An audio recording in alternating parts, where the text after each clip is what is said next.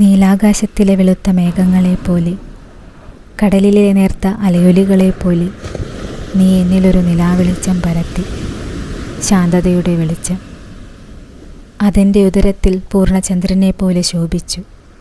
ഹൃദയത്തിലൊരു കുളിർമയായി പൂത്തുനിന്നു, കൈകളിൽ കുസൃതിയോടെ വളർന്നു.